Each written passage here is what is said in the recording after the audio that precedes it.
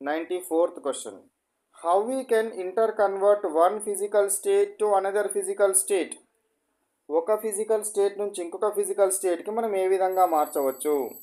Change in టెంపరేచర్ని change చేయడం వలన, change in ప్రెషర్ని change చేయడం వల్ల మనం మార్చవచ్చును. టెంపరేచర్ని చేంజ్ చేయడం వల్ల, ప్రెషర్ని చేంజ్ చేయడం వల్ల మనం మార్చవచ్చు. సాలిడ్ ఉందనుకోండి, సాలిడ్ అనేది లిక్విడ్గా మారాలి అని అంటే మనం ఏం చేయాలి? టెంపరేచర్ని పెంచాలి. లిక్విడ్ అనేది గ్యాస్గా మారాలంటే మళ్ళీ ఏం చేయాలి? టెంపరేచర్ని పెంచాలి. గ్యాస్ని లిక్విడ్గా మార్చాలంటే ఏం చేయాలి? కూల్ చేయాలి. లిక్విడ్ని సాలిడ్గా మార్చాలంటే ఏం చేయాలి? కూల్ చేయాలి. అంటే టెంపరేచర్ని మార్చడం వలన ఒక ఫిజికల్ స్టేట్ నుంచి ఇంకొక ఫిజికల్ స్టేట్గా మారుతుంది. ఒక ఫిజికల్ స్టేట్ నుంచి ఇంకొక ఫిజికల్ స్టేట్గా మారడం జరుగుతుంది. అట్లే ప్రెషర్ వల్ల కూడా ఆ విధంగానే మారుతుంది.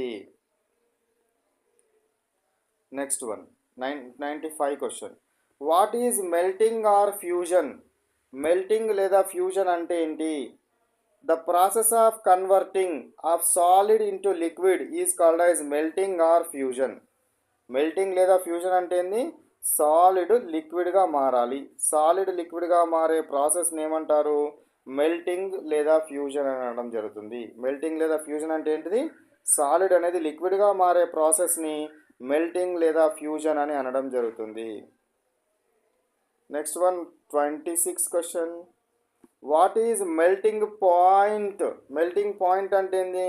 సాలిడ్ అనేది లిక్విడ్గా మారుతుంది కదా. ఈ సాలిడ్ అనేది లిక్విడ్గా ఏ టెంపరేచర్ దగ్గరనైతే, ఒక పర్టికులర్ టెంపరేచర్ దగ్గర జరుగుతుంది.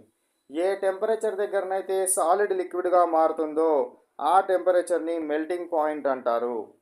The temperature at solid converted into liquid is called melting point. The temperature at a solid converted into liquid is called as what? Melting point. దాన్ని ఏమంటారు? మెల్టింగ్ పాయింట్ అంటారు అనేది గుర్తుపెట్టుకోవాలి.